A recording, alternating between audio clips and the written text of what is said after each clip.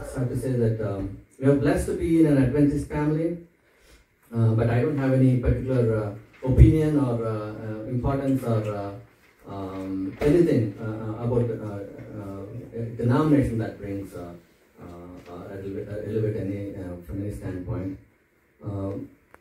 She was raised up in Adventist upbringing, their parents, and she's fifth generation Adventist, and I'm I think third Adventist. Doesn't have anything to do with what we are or anything of that sort. But I'm trying to say that to emphasize that there is some amount of understanding, and in the upbringing itself, we have a good grip on how things are in our spiritual life.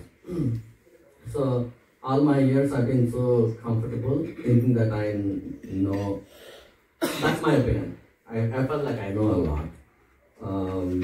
So I always think, okay, this is what it is in Genesis, and I'll go into the end of Revelation. So it went on as such, and spiritually my growth has been, I would say, it's my feeling. It's one-sided, and what I know used to give comfort for me. Up until a point where we had to face reality. That was in 2019 when me, Jenny, and our friends, we were traveling, coming from Orlando. We happened to have the family of other faith, and there was a brief discussion, and that obviously, as we keep talking, there is a point where we are talking about religious aspect of it. So the person with other faith is so subtle, and he was able to somehow towards the end overpower. But I was so amazed how Jenny was able to tackle the situation, because she was led by Spirit and she was able to give back. Our Spirit is now trying to give back or answer back. Well, we have to intelligently express our faith, but she did that in a very good way, and I was so comfortable and happy for how things went on. But after that, I was like, then that hit me. So now this process, where was I? So I didn't do any contribution to that discussion. So after I came home, I was thinking everything went on fine, but what did I do? Did I stand up for my faith? Did I stand up for my Savior? Nothing came out of my mouth. And that was such a blow. And that's a reality time. So that's when I felt, okay, you know what? It is clear that I'm not in touch with God, but I'm just thinking that's what it is. So that is when I felt like the urge to actually study, and not just study. When we know some information, how we'll be able to confront. I don't want to use that term, but how are we going to uplift our own faith where we can go give glory to God? So I won't tell anything beyond, but at some point that was a battle. God dragged me out of my comfort zone, showing that you don't know anything. So, and that's when I was trying to do some digging and then studying and all that, and I came across videos posted on YouTube, and then that's when I watched Pastor John Coyer's videos, and that's when I came to know about him. And since then, my life has changed. How you have to be a good Christian, where you can feel like you're a warrior. I think it's not a wrong thing. Where we fight for God's word, but in a way where we should be able to do that in a comfortable way, where the other person also will feel comfortable able to face that infraction. So since then, my life has changed for good, and I've been blessed knowing the Pastor John Coyer, and I'm happy that he's here. I have never seen him up until now. He's my spiritual brother. Until the house, they say in the first, in make love, we make one-sided love. So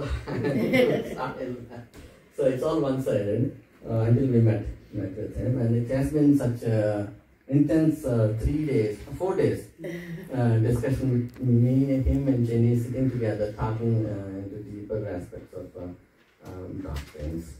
And that's where I'll stop, and I'll have Pastor Frank here to lead us in his message. Yeah, he's Dr. Pastor John. That's right. And yeah, he's good with apologetics.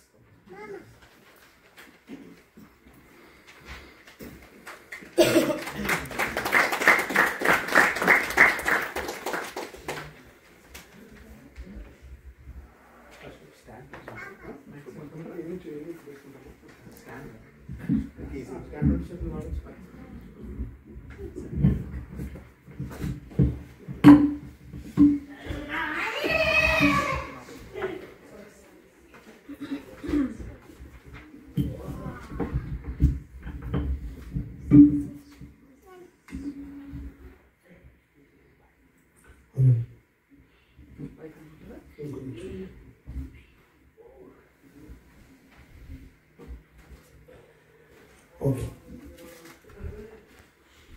దేవుని స్తోత్రం. మీ అందరికీ వందనాలు. తెలుగులోనే చెప్తాను, Telugu అబోధకులని except so తర్వాత నేను చెప్పింది వాళ్ళకి ఎక్స్ప్లెయిన్ చేయండి. రైట్ అండి, మనం మాట్లాడే ముందు ఇండియాలో ఉన్న సిచ్యువేషన్ నేను మీకు ఆల్రెడీ చర్చిలో చెప్పాను. అక్కడ క్రైస్తవుల్ని చాలా హింస పెడుతున్నారు, చాలా ఇబ్బందులు పెడుతున్నారు. సపోర్ట్ ఆఫ్ గవర్నమెంట్ ఉంది, మనందరికీ తెలిసి ఇండియాలో ఏం జరుగుతుంది అనేది. అయితే వారిని ఎదుర్కోవటానికి వారికి జవాబు చెప్పడానికి నేను ముందు బైబిల్తో ఎదుర్కొన్నాను, చాలా వరకు మాట్లాడగలిగాను. అయితే నాకు ఏమనిపించిందంటే వారి సాహిత్యాన్ని స్టడీ చేయాలి అనిపించింది. నేను ఏం చేశానంటే అప్పుడు వారి సాహిత్యాన్ని స్టడీ చేయడం మొదలుపెట్టాను. మొదలుపెట్టిన దగ్గర నుంచి నేను అడిగిన క్వశ్చన్స్కి వారి దగ్గర జవాబు రాలేదు. నాకు విజయం రావడం మొదలైంది. అప్పుడు కంపేర్ టు స్టడీ అనే కాన్సెప్ట్లో బైబిల్ అలాగే హైందవ టెక్స్ట్ ఏదైతే ఉందో అది రెండు కూడా కంపేర్ టు స్టడీలో వారిని ప్రశ్నించడం అనేది నేను చేస్తూ ఉన్నప్పుడు వారు ఓడిపోతూ వస్తూ ఉన్నారు. బైబిల్లో ఎగ్జాంపుల్ ఉంది ఈ సిచ్యువేషన్లో. మోషే గారు ఒక సందర్భంలో ఏం చేస్తారంటే కానాను దేశానికి వేగుల వారిని పంపిస్తారు.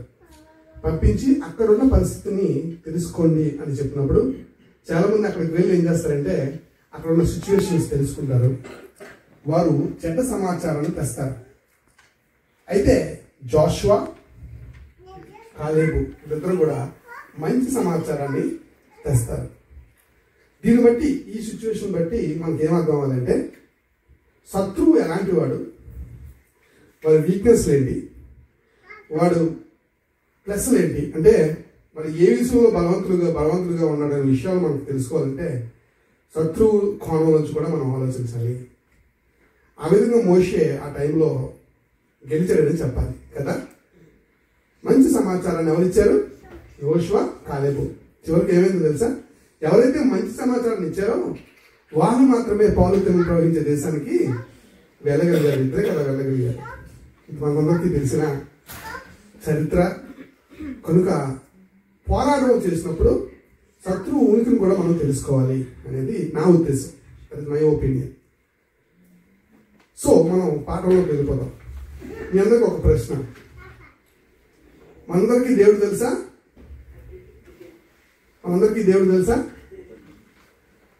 దేవుడు తెలుసు అని వచ్చి చెప్పండి. చాలా సూపర్. అంటే చాలా మంది ఎప్పుడు ఎవరు తెలియదేమో అనుకుంటున్నాను.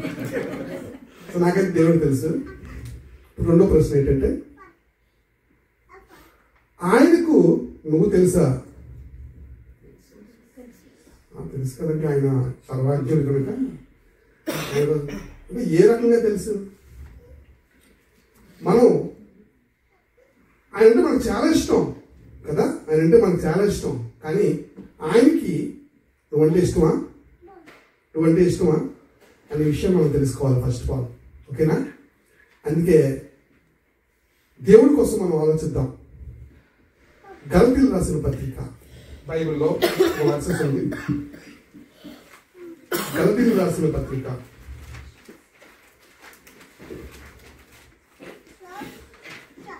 4వ అధ్యాయము 9వ వచనాన్ని నేను చదువుతాను. చదువు ఉంటే నేను చదవచ్చు, లేదు నేను చదవమంటే నేను చదువుతానండి. ఇప్పుడు మీరు దేవుణ్ణి ఎరిగిన వారును, ఇప్పుడు మీరు దేవుడిని ఎరిగిన వారు. మనకెవరు తెలుసు? దేవుడు అంటే ఎవరో తెలుసు. ఎరిగిన వారును మరి విశేషముగా దేవుని చేత ఎరగబడిన వారునై ఉన్నారు. దేవుడి చేత మనం ఏమై ఉండాలి?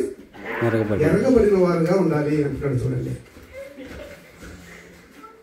మనకి దేవుడు తెలుసు, దేవుడికి నువ్వు తెలుసా అనేది ఒక పెద్ద ప్రశ్న అండి. అందుకోసం బైబిల్లో చాలా క్లియర్గా దేవుడు రాయించాడు.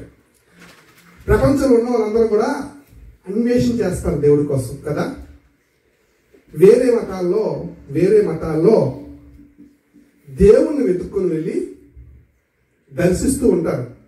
దర్శించడం అంటే గుడి కొండ మీద ఉంటుంది, సో అక్కడ దర్శనానికి వెళ్తారు. దానికి టికెట్ కూడా ఉంటుంది కదా.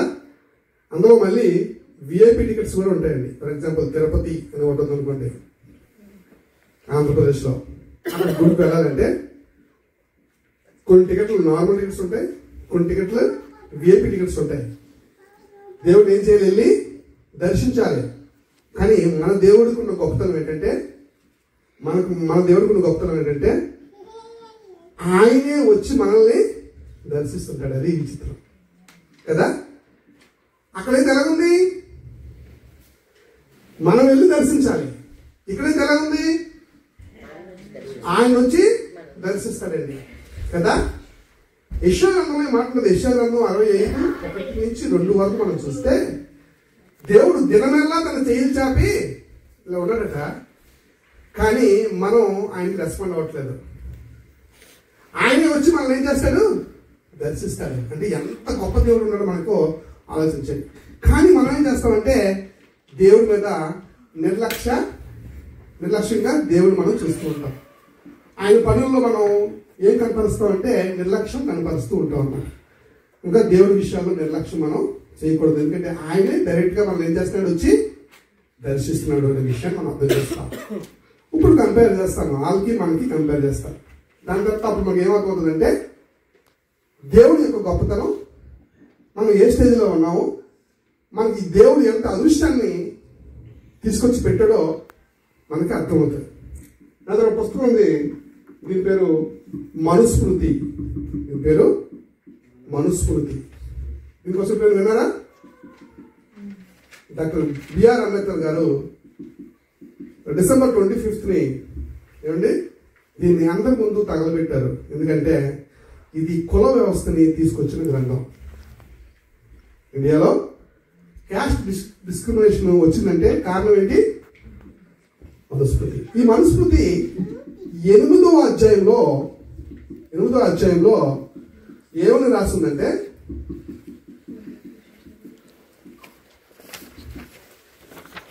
పెద్ద క్యాస్ట్ వారు చిన్న క్యాస్ట్ వారు పక్క పక్కన కూర్చోకూడదు అని రాసింది. 8వ అధ్యాయంలో ఆ పాయింట్ మనకి రాస్తుంది. మరి ఇప్పుడు మన బైబిల్ ఏముందో చూద్దామా? మొదటి సమూయేలు గ్రంథము 2వ అధ్యాయము 8వ వచనం నా కోసం చదవండి కదా. మొదటి సమూయేలు గ్రంథము 2వ అధ్యాయము 8వ వచనం.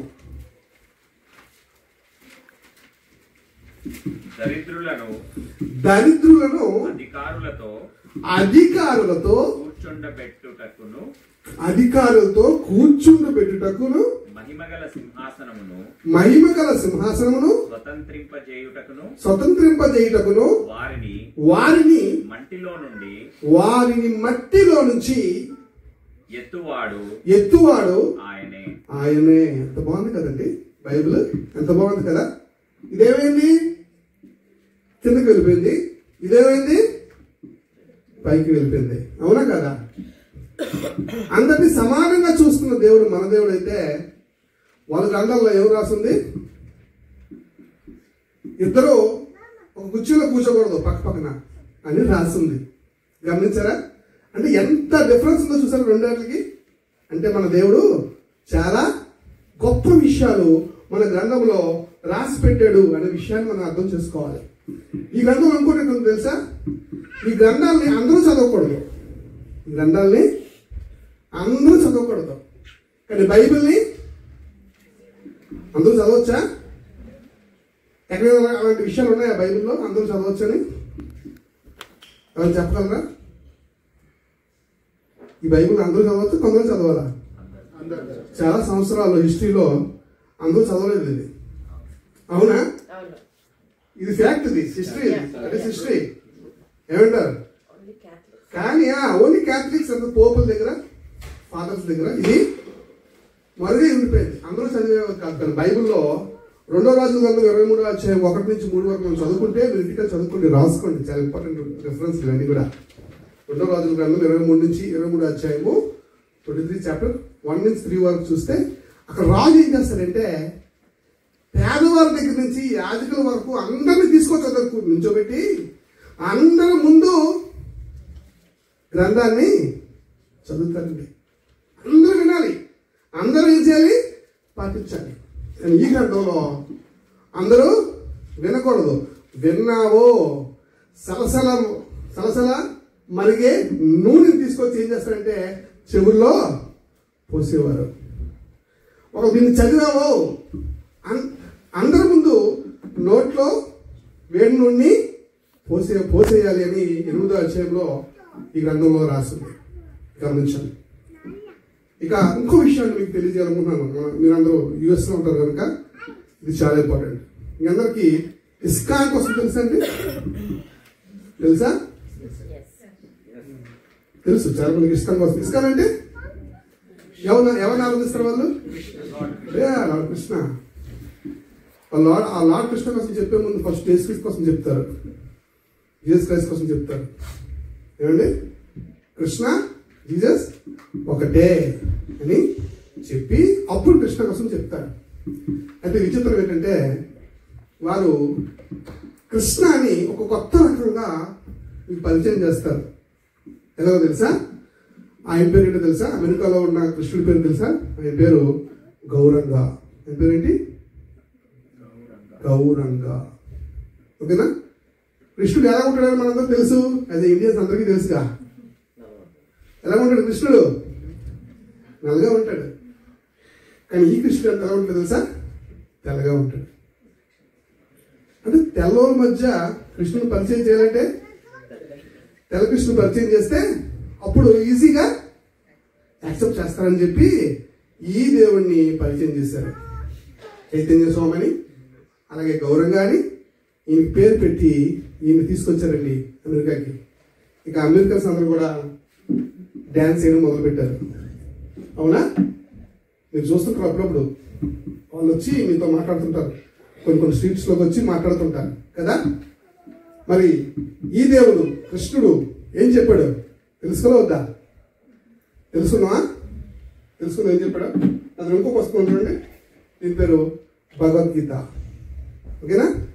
ఈ భగవద్గీతలో 3వ అధ్యాయము 35లో ఏముందో తెలుసా? చెప్తాను. చదవక్కర్లేదు, నేను చెప్పేస్తాను. ఎదుటివాడి దగ్గర మంచి ఉంటే రాసుకోవచ్చు. 3:35 ఎత్తపడండి భగవద్గీత 3:35. ఓకేనా? ఎదుటివాడి దగ్గర మంచి ఉందనుకోండి, ఆ మంచిని నువ్వు తీసుకోకూడదు. వినాలి. ఎదుటివాడి దగ్గర మంచి ఉందనుకోండి, ఆ మంచిని నువ్వు తీసుకోకూడదు. నీ దగ్గర చెడు ఉంది ఏమండి? నీ దగ్గర చెడు ఉంది. ఆ చెడులోనే చచ్చిపోవాలి, ఆ చెడులోనే మరణించాలి. ఎప్పుడైనా చెప్తారు ప్రపంచంలో ఇప్పుడు వెతుకుకోవడం మంచి విషయాలు ఉన్నాయి. ఆ మంచి విషయం మనం ఏం చేసుకోవచ్చు? అనేది తీసుకోవచ్చు. ఎదుటివాడి విషయంలో ఎదుటివాడి దగ్గర మంచి ఉన్నా అది తీసుకోవద్దు. నీలో చెడుంటే ఆ చెడులోనే ఉండి ఆ చెడులోనే మరణిస్తే నీకు మేలు కలుగుతుంది. ఆ ఎదుటి వాళ్ళలో ఉన్న మంచి నువ్వు తీసుకున్నావు అనుకోండి, అప్పుడు నీకు నరకమే వస్తుంది అని 3:35లో కృష్ణుడు చెప్తున్నాడంటే మన బైబిల్ ఏం చెప్తుంది? సమస్తము పరిశీలించి మేలైంది చేపట్టుడు అని ఉందా బైబిల్లో? ఎంత క్లియర్గా ఉన్నాయండి. ఎదుటి వాళ్ళలో మంచి ఉంటే మంచిని స్వీకరించని మన గ్రంథం చెప్తే ఈ గ్రంథం ఇలా చెప్తుంది.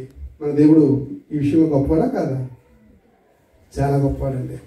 ఇప్పుడు ఏ విధంగా గొప్పవాడో బైబిల్లోంచి మనం వెళ్దాం. రైట్, ఇంతవరకు ఈ 3 పుస్తకాల కోసం చెప్పాను. 1 మనుస్మృతి, 2 గౌరంగ, 3 భగవద్గీత కూడా కొంచెం లైట్గా మీకు చెప్పాను అంటే నా వరుస మీకు అర్థం అవ్వాలని. కానీ బైబిల్లో మన దేవుడు ఎలాంటి వాడో మీకు చెప్తాను. ముందుగా దేవుడికి ఏంటి ఇష్టమో మీకు చెప్తానండి. దేవుడికి ఏంటి ఇష్టమో తెలుసా? చూద్దాం బైబిల్లో నుంచి. ఇర్మియా గ్రంథము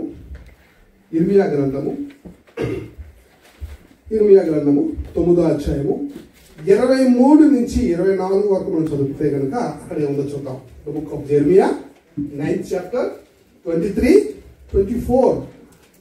ఇక్కడ ఏముందో తెలుసా అండి? చదవండి ఒకసారి బ్రదర్.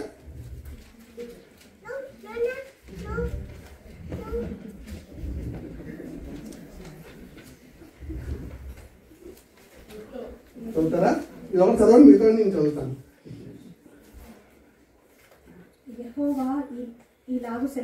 యెహోవా ఇలాగు సెలవిచ్చున్నాడు. జ్ఞాని తన జ్ఞానాన్ని బట్టి, శూరుడు తన శౌర్యమును బట్టి అతిశయింపకూడదు. ఐశ్వర్యవంతుడు తన ఐశ్వర్యమును బట్టి అతిశయించకూడదు. అతిశయించువాడు దేనిని బట్టి అతిశయించవలననిగా భూమి మీద కృప చూపుచు నీతి న్యాయములు జరిగించుచున్న యెహోవాను నేనే అని గ్రహించి నన్ను పరిశీలనగా తెలుసుకొన బట్టి అతిశయింపవలను. అట్టి వాటిలో నేను ఆనందించువాడని యెహోవా సెలవిచ్చుచున్నాడు. ఎంత మంచి మాట చూసారా? దేవుని కోసం అంట మనం ఏం చేయాలంటే పరిశీలనగా తెలుసుకోవాలంట. అప్పుడట దేవుడికట ఆనందం అంట కదా. దేవుడు సంతోషంగా ఉండాలంటే, నీకోసం దేవుడు తెలుసుకోవాలంటే మనం ఏం తెలుసుకోవాలి? దేవుని ఆనందింపజేయాలంటే మనం ఏం తెలుసుకోవాలి? దేవుడి కోసం అంట మనము పరిశీలనగా తెలుసుకోవాలట. ఎంతమంది పరిశీలనగా తెలుసుకుంటున్నారు? మన క్రైస్తవ సమాజానికి పరిశీలన అనేది ఒకటి ఉందా? ఇంగ్లీష్లో రీసెర్చ్ అంటారు. ఎంతమంది బైబిల్ రీసెర్చ్ చేస్తున్నారు? ఎంతమంది బైబిల్ని డీప్గా ఆలోచిస్తున్నారు? దేవుడు ఏమంటాడంటే, నన్ను ఎవరైతే పరిశీలనగా తెలుసుకుంటారో వాళ్ళని బట్టి నేను చాలా ఆనందిస్తాను అంటున్నాడు. ఈరోజు మనతో మాట్లాడుతున్నాడు, మన అందరితో మాట్లాడుతున్నాడు. ఏంటంటే మన దేవుడిని ఏం చేయాలట? పరిశీలనగా తెలుసుకోవాలట, రీసెర్చ్ చేయాలి దేవుడి కోసం. ఎప్పుడు తెలుసుకుంటే అలా తెలుసుకున్నప్పుడు ఏమంటే మనకు దేవుడు తెలియని కాదు, దేవుడికి కూడా నువ్వు తెలుస్తావు కదా. అందుకే అప్పుడు దేవుడు సాక్షి ఇస్తాడు కదా. దావీదును చూసి ఏమని సాక్షి ఇచ్చాడు? యెషయా కుమారుడైన దావీదును కనుగొన్నాను అని దేవుడు సాక్షి ఇస్తాడు. ఈయనెవడునా హృదయానుసారుడు అని సాక్షి ఇస్తాడు దేవుడు కదా. సాతానుతో చెప్తుంటాడు యోబు గ్రంథంలో, నువ్వు నా కుమారుడైన యోబుని చూసావా? ఆయన ఎవరు? యథార్థవంతుడు అని చెప్పుకుంటాడు. అంటే దేవుడి చేత తెలియబడిన వారు బైబిల్లో మనకి కొద్దిమంది కనబడతారు. దావీదని, తర్వాత యోబు అని ఇలా కనబడతారు కదా. మనం కూడా ఆ విధంగా కనబడాలి. రైట్. ఇప్పుడు దేవుడికి నచ్చింది ఏంటండి? నచ్చింది ఏమని చెప్పాను? ఆయన కోసం బాగా పరిశీలనగా తెలుసుకోవాలి. ఓకేనా? ఇప్పుడు దేవుడిని అంచనా వేద్దాం. 3 విషయాలు చెప్పి నేను ముగిస్తాను. ఓకేనా? మొట్టమొదటిది, మన దేవుడు ఎలాంటి వాడు అంటే గాడ్ ఆఫ్ రివలేషన్స్. అంటే దేవుడు ప్రత్యక్షతలు ఇచ్చే దేవుడు. మొట్టమొదటిగా తెలుసుకోవాలి మనం. రెండోది, గాడ్ ఆఫ్ మిరకల్స్. దేవుడు అద్భుతాలు చేసే దేవుడు అని తెలుసుకోవాలి. మూడోది, గాడ్ ఆఫ్ ట్రాన్స్ఫర్మేషన్. దేవుడు మార్చగలిగిన, మనల్ని, మన రూపాన్ని, మన స్వభావాన్ని మార్చగలిగిన దేవుడు. ఈ మూడు విషయాలు మనం పరిశీలనగా తెలుసుకుంటే మన జీవితంలో దేవుని చూపించగలం కదా. ఒకసారి మనం ముందుకు వెళ్దాం బైబిల్లో. ఓకేనా? ఈ మూడు విషయాలు మనం అర్థం చేసుకుందాం. మొట్టమొదటిగా దేవుడి పేరేంటండి అని మనం ఎవరైనా అడిగాం అనుకోండి, బైబిల్ తెలిసిన వాళ్ళు అడిగామంటే ఏమని చెప్తారు? యెహోవా కదా. ఇంకా పేరు ఎలాగ వచ్చింది? ఒక మనిషి దేవుడి పేరు అడిగాడు. అప్పుడు దేవుడు ఏమని చెప్పాడో ఒకసారి మనం చదువుతాం. ఓకేనా? నిర్గమకాండము 3వ అధ్యాయము 16వ వచనం. నిర్గమకాండము 3వ అధ్యాయము 16వ వచనం చదువుతుందామండి. చదువుతారు కదా. నీవు వెళ్ళి ఇజ్రాయేలీయుల పెద్దలను పోగు చేసి మీ పితరుల దేవుడైన యెహోవా అనగా అబ్రహాము దేవుణ్ణు, ఇస్సాకు దేవుణ్ణు, యాకోబుల దేవుడు నాకు ప్రత్యక్షమై ఇలా పంపాడని చెప్పు అంటాడు కదా. ఇక్కడ ఎవరి దేవుడు అట? ఆయన పేరేంటి? యెహోవా అంటే అర్థం చెప్తున్నాడు. అబ్రహాము దేవుడు, ఇస్సాకు దేవుడు, యాకోబు దేవుడు అనగా యెహోవా. కిందకి వెళ్తే మనకు అర్థమవుతుంది. రైట్? అంటే దేవుడి పేరేంటి? అబ్రహాం దేవుడు, ఇస్సాకు దేవుడు, యాకోబు దేవుడు. అంటే మనుషుల పేరుతో పిలువబడుతున్నాడు కదా. మనుషుల పేరుతో పిలువబడుతున్నాడు. మనుషులో ఫస్ట్ మనిషి ఎవరండి? అబ్రహాము కదా. అబ్రహాం దేవుడు మన దేవుడు కదా. ఎందుకు అబ్రహాం పేరుతో పిలువబడ్డాడు? ఎందుకంటే అబ్రహాము చాలా ఇష్టడు ఎవరికి? దేవుడికి. అందుకే అబ్రహాంకి ఏమండి ప్రత్యక్షతను ఇచ్చాడు. ఏమిచ్చాడు? రెవల్యూషన్ ఇచ్చాడు. ఏంటి రెవల్యూషన్? అబ్రహాంను బయటికి పిలిచి ఒకసారి ఆకాశంలో చూడు, ఒకసారి ఆకాశంలో చూడంటే చూసాడు. నీకు ఏం కనబడుతుందంటే నక్షత్రాలు కనబడుతున్నాయి. ఆ నక్షత్రాలు లెక్కెట్టు అన్నాడు. నీ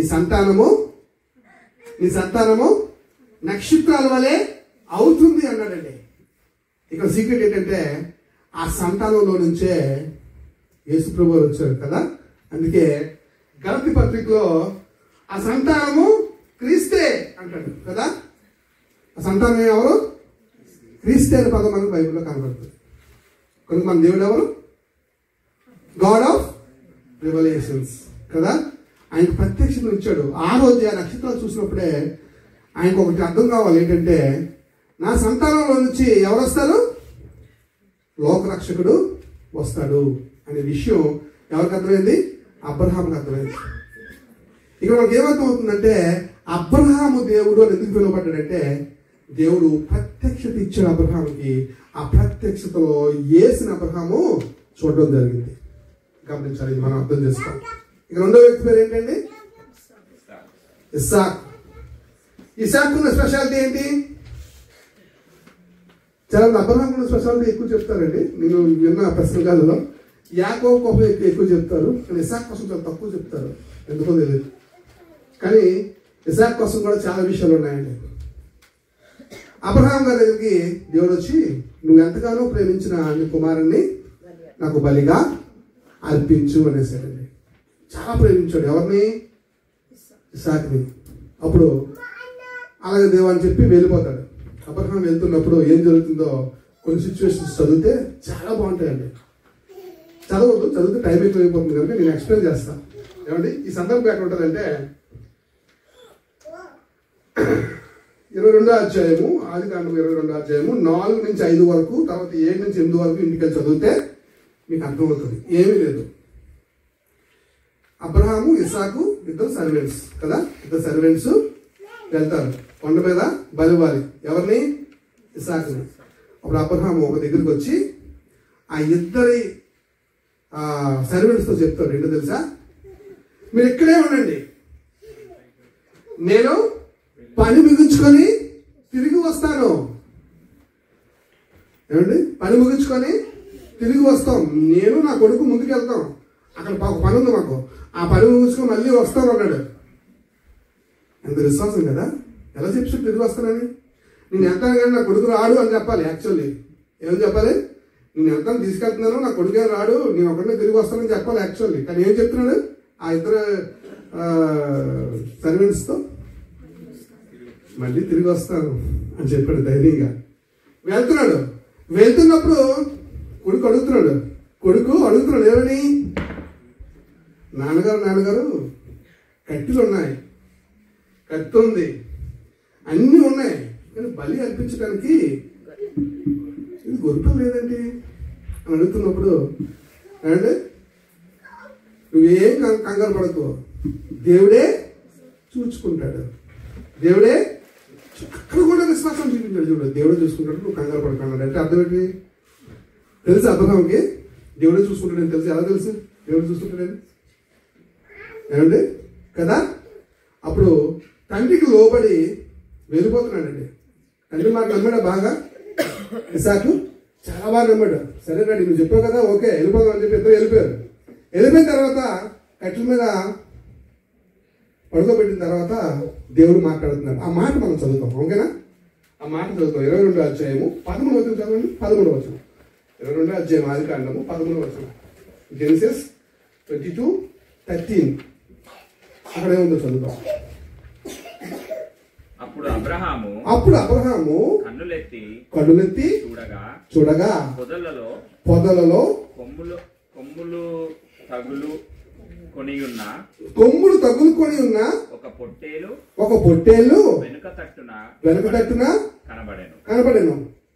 అబ్రహాము వెళ్ళి ఆ పొట్టేలును పట్టుకొని తన కుమారునికి, అక్కడ పదం రాబడి చూడండి, తన కుమారునికి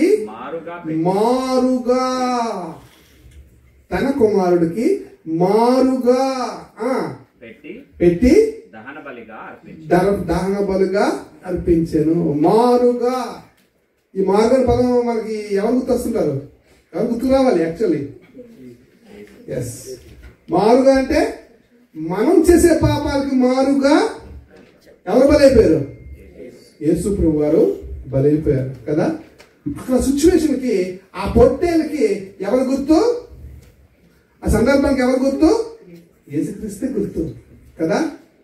అందుకే ఆ ఇద్దరి సేవకులతో చెప్పాడు, నేను తిరిగి వచ్చేస్తాను, నువ్వు ఇక్కడ వెయిట్ చేయండి అన్నాడు. కుమారుతో చెప్పేస్తున్నాడు, ఏంటి? దేవుడే చూసుకుంటాడు. ఆయన చెప్పినట్టే దేవుడే చూసుకున్నాడు తన జీవితంలో. ఇసాకు జీవితంలో ఏమంటే అద్భుతం జరిగిందండి. తనకు మారుగా దేవుడు ఒక గొర్రె పిల్లని, లేదంటే ఒక ర్యామ్ని ఏం చేశాడంటే అక్కడ తనకు మారుగా ఇంకొక జీవి బలవటానికి దేవుడు ఏర్పాటు చేశాడు. చూసారా, తన జీవితంలో ఏం జరిగింది? మెరాకిల్ జరిగింది. అందుకే నేను ఇస్సాకు దేవుణ్ణు అంటున్నాడు దేవుడు. నేను ఇస్సాకు దేవుడు. ఎందుకంటే గాడ్ ఆఫ్ మెరాకిల్స్ కదా. మన దేవుడు ఎటువంటి వాడు? అద్భుతాలు చేసే దేవుడు. నిజంగా ఇస్సాకు ఎంత మంచోడు అంటే తన జీవితం మారు ఆయన వివాహం చేసుకున్నాడు. అవునా? ఎవరి సంబంధం చూస్తే మన రోజులు క్యాల్కులేట్ చేద్దామా? మరి మన రోజుల్లో ఎలా ఉంది పరిస్థితి? మీరే చెప్పాలి. ఏమండి, పిల్లలు కొంచెం వయసు వస్తే చాలు, ఇక వాళ్ళ ఇష్టం అయిపోతుంది కదా. నా కాలంలో తండ్రి సంబంధం తెచ్చేంత వరకు 40 సంవత్సరాల వరకు వెయిట్ చేశాడండి. 40 సంవత్సరాలప్పుడు భార్యను తీసుకొస్తే, తన కోసం సేవకుని పంపించి భార్యను తీసుకొస్తే అప్పుడు పెళ్లి చేసుకున్నాడు. అప్పుడు దాకా అంటాడు, అక్కడ మాట రాయబడుతుంది. ఏంటో తెలుసా? ఆయన పెళ్లి చూసుకున్న తర్వాత వాళ్ళ మదర్ చనిపోయే, సారమ్మ గారు చనిపోయే ఆ బాధ నుంచి నివారణ పొందాడు ఇసాకు.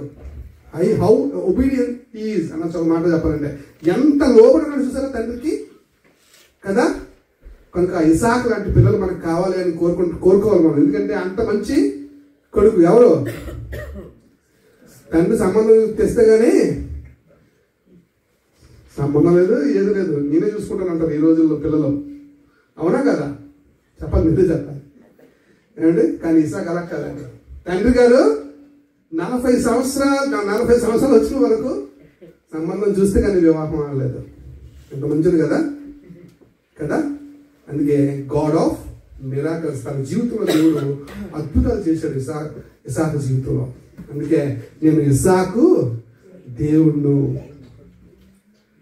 ఇప్పుడు 3వ అధ్యాయానికి వెళ్దాం. యాకోబు అంటే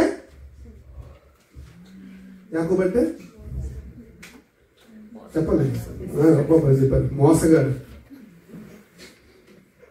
గమనించాలి, పేరులో మోసం ఉంది కానీ యాక్చువల్ యాకోబు మోసగాడు కాదండి. ఎందుకండి మీరు అలాగనిస్తారు, ఆశించారు ఏంటండి అని మీరు అనొచ్చు. ఏమండి, ఎందుకో మీకు చెప్తాను, జాగ్రత్తగా వినండి, ఓకేనా? ఇక నా టైం అయిపోయిందని తెలుసుకున్నాడు ఇసాకు. నా ఆశీర్వాదాలన్నీ కూడా మరొకటి ఇచ్చేద్దాం అనుకున్నాడు. అప్పుడు పెద్ద కుమారుడు పిలిచాడు. ఎందుకంటే పెద్ద కుమారుడు జ్యేష్ఠుడు కాబట్టి, మన జ్యేష్ఠ కుమారుడు అంటే ఈయనకి చాలా ఇష్టం కనుక పెద్ద కుమారుడు చెప్తాడు. ఏమిటి చెప్తాడు? నువ్వు వెళ్ళి వేట మాంసం తీసుకురా, నేను తినేసిన తర్వాత ఏం చేస్తానంటే నేను ఏం చేస్తాను, నిన్ను ఆశీర్వదిస్తాను అని చెప్పాడు. అంటే ఈయన ఇలా వెళ్ళిపోగానే ఏమంటే ఇక ఆ అమ్మగారు ఏం చేశారు, చిన్న కుమారుడు అంటే ఇష్టం కదా, నన్ను ఏం చేస్తామంటే ఏసావు రెడీ అయిపోయి తండ్రి దగ్గరికి వెళ్ళి ఆశీర్వాదాన్ని తీసుకోవాలి అని చెప్పి తయారు చేయించి పంపిస్తుంది. ఎవరి దగ్గరికి? తండ్రి దగ్గరికి. అప్పుడు అక్కడ సందర్భం చూద్దాం. తండ్రి కొడుకుతో మాట్లాడుతున్నాడు. ఇంత త్వరగా ఎలాగొచ్చావు నువ్వు అని అడుగుతాడండి. ఫస్ట్ పాయింట్ చూద్దాం సార్ బైబిల్లో. ఆదికాండము 27వ అధ్యాయము 20వ వచనం చదవండి ఒకసారి కదా. ఆదికాండం 27వ అధ్యాయము 20వ వచనం. అప్పుడు ఇస్సాకు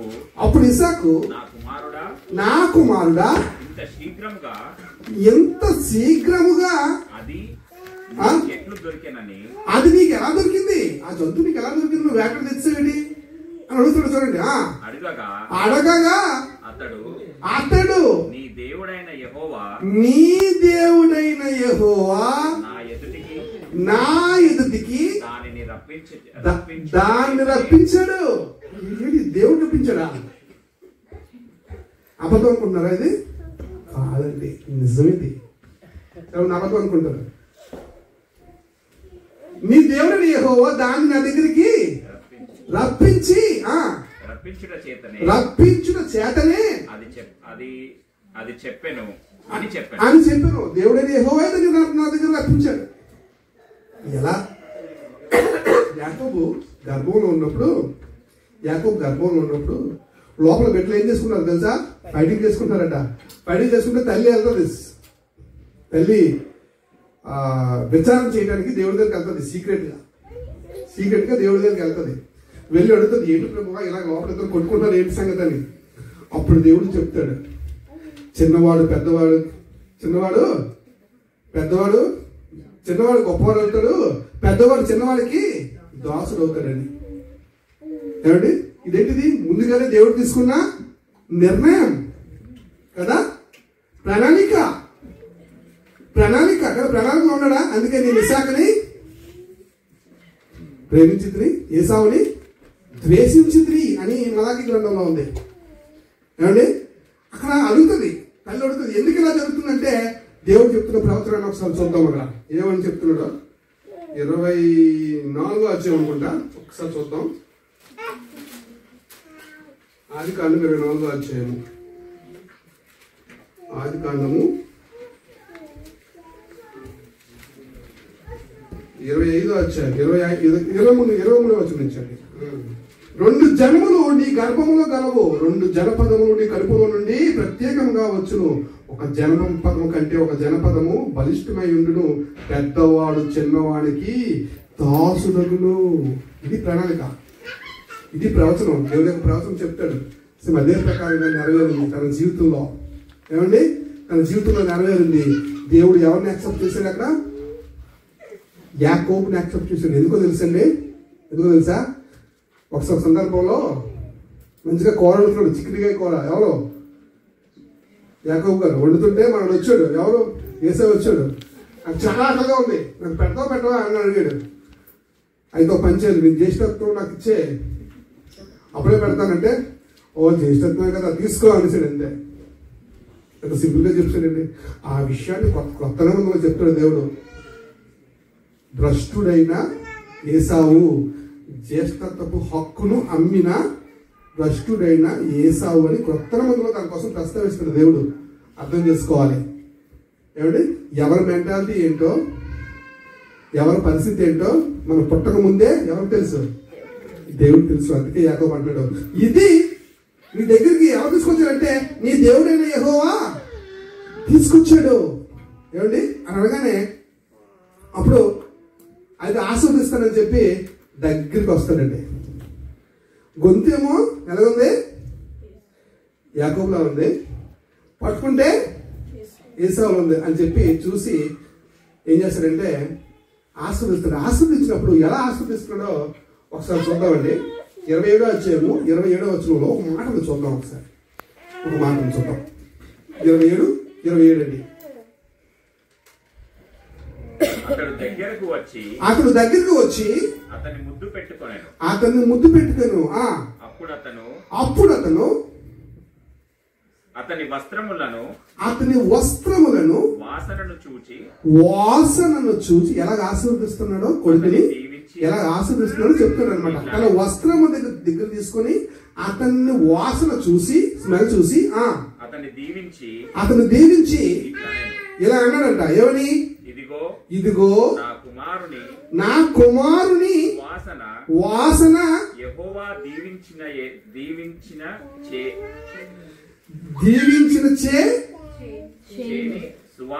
చేని సువాసన వలె ఉన్నది. అర్థమైందండి? నా కుమారుని ఏ విధంగా ఆశీర్వదించాడంటే దేవుడు, మంచి స్మెల్ వస్తుంది నా కొడుకులోంచి ఏం స్మెల్ వస్తుందట? ఏంటి ఇసాక్ గారు వాసన చూస్తున్నారేంటి ఆశీర్వదించమంటే? అంటే వాసన చూస్తే కానీ ఆశీర్వదించరా? ఒక వాసన చూస్తే మంచి సువాసన రావాలా? వాసనకి మనం ఏం చేస్తాం? డియోడ్రెంట్లు, సెంట్స్ వేస్తాం. దేవుడికి ఆ వాసన అవసరం లేదు. దేవుడికి ఏ వాసన తెలుసు? ఏ వాసన రావాలి తెలుసా మన దగ్గర? ఏ వాసన రావాలి? కొత్త నిబంధనలో చెప్పాడు ఆ వాసన కోసం. 2 కొరింథీ పత్రిక 2వ అధ్యాయము 16వ వచనంలో ఆ వాసన కోసం చెప్తాడు దేవుడు. ఏమండి, 2 వాసన కోసం చెప్తాడు. ఒకటి శవ వాసన, రెండోది పరిమళ వాసన. ఏ వాసన రావాలి మీ దగ్గర? జీవించుచున్నావు పేరు మాత్రమే ఉంది కానీ నువ్వు మృతుడివే అన్నాడంటే అర్థం ఏంటి? మన ఏ వాసన రావచ్చు? శవాసన రావచ్చు, లేకపోతే మంచి రావచ్చు. చిన్నపిల్లల దగ్గర, పెద్దల దగ్గర వసనాలు వస్తే ఒక మంచి వస్తే, చిన్నపిల్లల దగ్గర అదొక రకమైన స్మెల్ వస్తుంది. అలాంటి స్మెల్ రావాలి దేవుడికి. నీ దగ్గరికి వచ్చినప్పుడు, నేను దర్శించినందుకు వచ్చినప్పుడు దేవుడు ఏ స్మెల్ రావాలి? దేవుడికి ఏ స్మెల్ రావాలి? మంచి స్మెల్ దగ్గరకు వస్తుంది, మీద రావాలి. అలాంటి వాసన వస్తుందా? ఆ వాసన నిద్ర ఉందా? యాకోబులో ఆ వాసన ఉందంట. అందుకే ఆ వాసన కోసం చెప్తున్నాడు ఇక్కడ. నా కుమారుడి దగ్గర ఉన్న వాసన దేవుడిచ్చి వాసన. ఏమండి, చాలా మంచి వాసన వస్తుంది అంటున్నాడు. ఏమండి, మనం అనుకుంటాం యాకోబు మోసగాడని. కాదండి, యాకోబు గారు ఏమండి ముందుకు వెళ్ళిపోతే ఫస్ట్ ఎవరి దగ్గర మోసపోయాడు తెలుసా? లాభాల దగ్గర మోసపోయాడు కదా. నువ్వు ఎవరిని ప్రేమించావు? చిన్న అమ్మాయిని ప్రేమించావు. అయితే నువ్వు పని చేయాలి, 7 సంవత్సరాలు కష్టపడాలి అన్నాడు. కష్టపడతాడు. కష్టపడ్డాడు. ఏమండి, మాస్క్ వేసి ముసుగేసి పెద్ద కుమార్తెను చేసేస్తాడు. ఎవరు? ఈ ఊరుకోలేదు. లవ్ స్టోరీ కదా, లవ్ కదా. మళ్ళీ 7 ఇయర్స్ చేస్తాను అన్నాడు. అంతే. మళ్ళీ 7 సంవత్సరాలు చేశాడు. 7 సంవత్సరాలు చేసిన తర్వాత వివాహం చేసుకున్నాడు. చివరికి ఏం జరిగింది తెలుసా? ఎవరైతే ప్రేమించిందో ఆమె చేతిలో కూడా మోసపోయాడు. అవునా కాదు చెప్పండి? చదువుతున్నారు బైబిల్, అందులో ఏముంటుంది? అక్కడున్న విగ్రహాలంట ఎవరు పట్టుకొచ్చారట? దాసుకొని తీసుకొచ్చిందంట అమ్మగారు. ఎవరిని మోసం చేసింది? యాకోబుని. మా దగ్గర మోసపోయాడు, ప్రేమించిన ఆవిడ దగ్గర మోసపోయాడు. ఏమంటే మన అందరి మంది బిజినెస్ ఉంది కదా, బిజినెస్ దగ్గర కూడా మావేం చేశాడు, మోసం చేశాడు. ఏమంటే మోసపోయి మోసపోయి మోసపోయి మోసపోయి చివరికి ఒక దగ్గరికి వచ్చి నిలబడ్డాడు. నిలబడిన తర్వాత ముందు ఎవరున్నారంటే వాళ్ళ అన్నయ్య ఉన్నాడు. ఎవరు? ఏసావు. ఎప్పుడు యాకోబు వస్తారా చంపేద్దామని. ఏమండి వస్తే ఇక ఎలాగైనా కూల్చేయడానికి ముందు సామాన్లన్నీ పంపిస్తాడు. తర్వాత తనకున్న ఆస్తులు పంపిస్తాడు, బాధ్యతలు పంపిస్తాడు, పిల్లలు పంపిస్తాడు, అందరినీ పంపిస్తాడు. సింగరగా మిగిలిపోతాడు. భయం. అమ్మో మనకు కూడా సిచ్యువేషన్ వస్తుందా జీవితంలో? ఎస్, మనం కూడా ఏదో ఒక రోజు సింగిల్ అయిపోతాం. కొన్ని రోజుల్లో మనం ఏమైపోతాం? సింగిల్ అయిపోతాం. సింగిల్ అయినప్పుడు దేవుడు వదలలేదండి, వచ్చాడు. ఎవరి దగ్గరికి వచ్చాడు? యాకోబు దగ్గరికి వచ్చి యాకోబుతో ఫైటింగ్ పెట్టుకున్నాడా? ఈయన ఎలాంటివాడంటే చాలా మంటోడు. ఫైట్ చేస్తున్నాడు రాత్రి నుంచి తెల్లవారి వరకు ఫైట్ చేస్తూనే ఉన్నాడు. వదలయ్యా బాబు అంటే వదలడు. ఎవరు? యాకోబు. నన్ను ఆశీర్వదిస్తే కానీ నేను వదలను అని ఫైట్ చేస్తున్నాడు. ఫైట్ చేసినప్పుడు ఒక మాట అంటాడు అక్కడ. ఆయన ఏమంటాడు తెలుసా? నువ్వు మనుషులతోనూ దేవునితోనూ పోరాటం చేసి గెలిచావు అని పదం. మనం ఎవరితో పోరాటం చేయాలి? మనుషులతో, దేవుడితో. అప్పుడు ఏం చేస్తాడు తెలుసా దేవుడు? ఏదో తెలుసా? నేను ట్రాన్స్ఫార్మ్ చేస్తాడు. ఏ విధంగా?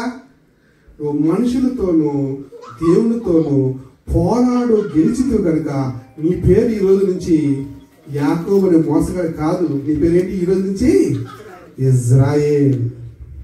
ఇజ్రాయేల్ అర్థం ఏంటి? మనుషులతోనూ దేవునితోనూ పోరాటం చేసి గెలిచేవాడు అని అర్థం. మార్చేసాడు, పేరు మార్చేసాడు. మోసగాడని పేరు తీసేసాడు దేవుడు. తీసి ఏం పేరు పెట్టాడు? ఇజ్రాయేల్. నీ పేరు ఈ రోజు నుంచి ఇజ్రాయేల్ పిలువబడతాం. అందుకే నేను ఇజ్రాయేల్ దేవుడు. ఇజ్రాయేల్ దేవుడు కునికుడు నిద్రపోడు. యాకోబు పేరుతో పిలిపించుకుంటున్నాడా? ఎస్. అందుకే నేను అబ్రహాము దేవుడిని, ఇస్సాకు దేవుడిని, యాకోబు దేవుడిని. God of revolutions, God of miracles, God of transformation. మన జీవితంలో ఇప్పుడు ఈ మూడు ఇస్తాడు దేవుడు. మనం ఈ మూడు ఇవ్వడానికి చూస్తున్నాడు. తీసుకుందామా? ఆయన దగ్గర తీసుకుందామా? ఏం తీసుకోవాలి? మన జీవితంలో ఏముండాలి? దేవుని యొక్క రెవల్యూషన్ ఉండాలి. మన జీవితంలో ఏముండాలి? దేవుని యొక్క మిరకల్స్ ఉండాలి కదా. మన సాక్ష్యాలు చెప్తాం. ఇది అయిపోయిందంటే సాక్ష్యాలు ఉన్నాయి కదా. ఏం చెప్పడానికి సాక్ష్యాలు? ఆయన యొక్క మిరకల్స్ కదా. మన జీవితంలో మిరకల్స్ ఉండాలా? ఉంటే కదా ప్రపంచానికి సాక్షిగా నిలబడగలం. రెవల్యూషన్స్ ఉండాలా? ఉన్నాయా? మరి ఉండాలంటే స్టడీ చేయాలి కదా. అసలు స్టడీ ఉందా? స్టడీ ఎక్కడ ఉంది?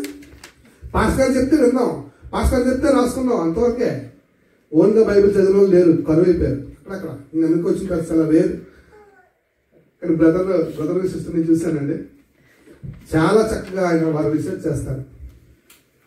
చాలా చక్కగా డీప్గా చదువుతారు, అనాలిసిస్ చేస్తారు, ఆలోచిస్తారు. కనీసం ఆలోచించాలి. దేవుడు ఎందుకు ఇంత మహాగ్రంథాన్ని మనకు చేతిలో పెట్టాడు? ఏమిటి? God of transformation. దేవుడు మన బ్రతుకును మార్చేయాలనుకుంటున్నాడు. నా రెండుంటేనే ఈరోజు వస్తుంది. ఏది? రెవల్యూషన్స్ ఉంటేనే, అలాగే మిరకల్స్ ఉంటేనే మనకి ఏమొస్తుంది? మన బ్రతుకును మార్చే స్థితి వస్తుంది. ఏమండి? ఇవేవి కూడా ఈ హిందూ గ్రంథాల్లో లేవండి. ఇవేవి కూడా హిందూ గ్రంథాల్లో లేవండి. ఏమండి? కానీ వారు విపరీతంగా దాన్ని పరిచయం చేస్తున్నారు. చివరికి అమెరికా దాకా వచ్చేసారు. అమెరికాను కూడా ఏమండి కొత్త విన్నాను. నిజమో కాదు మీరే చెప్పండి. ఒక హనుమంతుడి విగ్రహాన్ని నిలబెట్టి అక్కడ ఒక రూమ్ పెట్టారు. ఏంటంటే ఎవరైతే దాన్ని పాస్ చేస్తారో అక్కడ ఆగి ఆ హనుమంతుడి విగ్రహానికి నమస్కారం చేసి వెళ్ళాలి. అలా చేస్తే మంచి అవుతుందట. ఇది ఇప్పుడు తెల్లలు కూడా చాలా మంది కారులో ఆగి నమస్కారం చేసి వెళ్తున్నారట. మీరు వెళ్ళిన చేయొద్దు.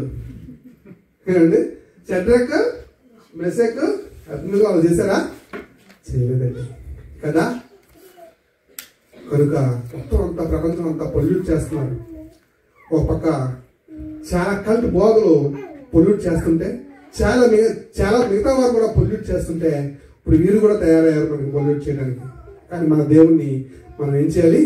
పరిశీలించి మన బ్రతుకులో ఏం చేయాలి? గొప్ప చేయాలి అని బైబిల్ చెప్తుంది కదా. చివరిగా ఒక మాట చెప్పి నేను ముగిస్తాను. మత్తయి రాసిన సువార్త చదువుకుందాం.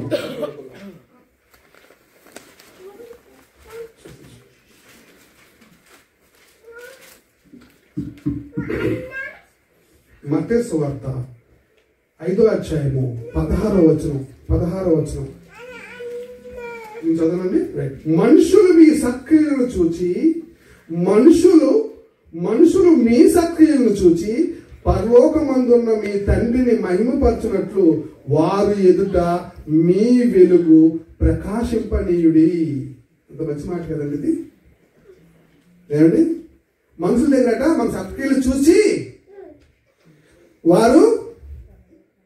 వారు దేవుడిని అంట మహిమపరచాలి. ఇదిగో దేవుడు వీళ్ళతో ఉన్నాడు, వీళ్ళు దేవుడి వల్లే ఇన్ని క్రియలు చేయగలుగుతున్నారు క్రైస్తవులని సమాజానికి మనం చూపించే వారిగా ఉండాలి. చాలా మంది సువార్త చెప్తే మారుతారు, చాలా మంది మన బ్రతుకులు చూస్తే మారుతారండి. నిజంగా అలా మార్చగలిగినాడు మన జన్మ ధన్యమైనట్లు లెక్క. అందుకే దేవుడి చేత ఎరగబడిన వారుగా ఉండాలి. మరో సీక్రెట్ చెప్తాను. దేవుడి చేత ఎరగబడిన వారికి సాతాను చేత కూడా ఎరగబడిన వారు అయిపోతారండి. గుర్తుపెట్టుకోండి ఇది కూడా. ఏమండి? ఒక సందర్భంలో పౌలు గారు వచ్చి దెయ్యాలు వెలగొట్టినప్పుడు పౌలు గారు లాగే మిగతా వాళ్ళు కూడా చేయడానికి ట్రై చేస్తారు. అపోస్తుల కార్యాలు 19వ అధ్యాయం ఉంటుంది సందర్భం. ఉన్నప్పుడు దెయ్యాలు ఏమంటాయి తెలుసా? ఏమంటే మాకు యేసు తెలుసు, పౌలు కూడా తెలుసు, మీరెవరని అడుగుతుంది. అంటే అర్థం చేసుకోండి, మన కోసం దేవుడికి బాగా రికార్డు ఉందనుకోండి, మన మీద దేవుడికి ఎక్కువ ప్రేమ ఉందనుకోండి, ఆటోమేటిక్గా ఎవరికి తెలిసిపోద్ది మన కోసం ఇన్ఫర్మేషన్. అది నేను అక్కడి నుంచి టార్గెట్ పెడుతుంది. అనారోగ్య సమస్యలు తీసుకొస్తుంది, ఆర్థిక సమస్యలు తీసుకొస్తుంది, ఇబ్బందులు తీసుకొస్తుంది. అయినా దేవుడు మన చెయ్య విడవడండి. ఎందుకంటే hour God is God of revolutions. నీకు మంచి రెవల్యూషన్స్ తీసుకొస్తాడు, నీకు అన్నీ తెలియజేస్తాడు, నీ శక్తి అధికమవుతుంది. దేవుడు మిరాకిల్స్తో నేను నింపుతాడు. మూడోదిగా నీ బ్రతుకుని పూర్తిగా మార్చేస్తాడు. ఎంతగా మారుస్తాడంటే నిన్ను ఉన్నత స్థితికి తీసుకెళ్తాడు. గమనించండి, అన్ని స్టడీ చేయండి. ఏమండి? మేలైంది చేత పట్టుకోండి. ఆన్సర్ చేయడానికన్నా మనం ఎప్పుడు రెడీగా ఉండాలంటండి.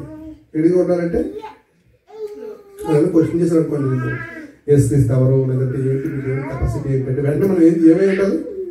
ఆన్సర్ చేయడానికి రెడీగా ఉంటుందా? బైబిల్లో ఉండాలిగా. మూర్ఖుల నోరు ముయించుట దేవుని చిత్తం.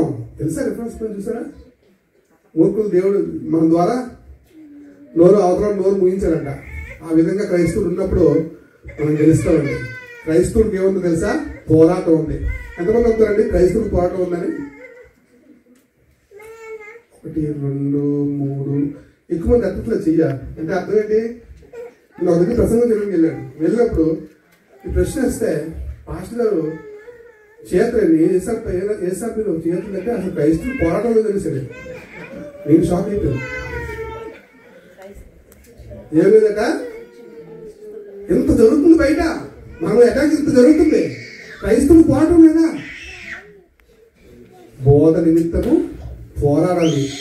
ఒక్కసారి అప్పగింపబడిన బోధ నిమిత్తం మనం ఏం చేయాలంట? పోరాటం చేయాలి. పౌలైతే ఆకాశ మండలంలో ఉన్న చీకటి శక్తులతో నేను పోరాటం చేస్తాను అంటాడు ఎఫెసీ పత్రికలో. అర్థం చేసుకోండి, క్రైస్తవ జీవితం ఒక పోరాటం. ఏమండి? దేవుడి మాటన్నింటిని దీవించిన గాక, మీ హృదయంలో ఉంచుగాక. ప్రార్థన చేస్తాను. పరమపరిస్థితి తండ్రి, మీ నామాన్ని స్తోత్రం. ఇదిగో నీ విషయాలు, కొన్ని విషయాలు ఎత్తి చూపిస్తూ ఇతర గ్రంథాల్లో కూడా కొన్ని విషయాలు చెబుతూ కొన్ని తండ్రి ప్రసంగాన్ని చేశారు. ఉదయమైన పలక మీద ఇది వారు రాసుకొని మీకోసం పోరాటం చేసే వీరుల్లా ఉండేటట్టుగా సహాయం చేయండి. ప్రతి ఒక్కరిని లేవనెత్తండి. ప్రతి ఒక్కరూ నీ రెవల్యూషన్లోకి రావడానికి, నీ మిరకల్స్ చూడటానికి, వారి బతుకులు మార్చుకోవడానికి మార్గాలు సహాయపరచండి. పేరు వచ్చిన అందరూ ఆశీర్వాదంతో నిండి వెలుగులాగా సహాయం చేయండి. ఈ కృపలో భద్రపరచండి. వారి పిల్లలు అభివృద్ధి పొందడానికి, ఈ దేశంలో నీ కోసం నిలబడటానికి కంటే మార్గాలు సరళపరచండి. ప్రతి ఒక్కరిని దీవించి ఆశీర్వదించమని అడుగుతున్నాను. ప్రార్థన చేసి క్రీస్తు నామమున అడుగుతున్నాను తండ్రి. ఆమేన్.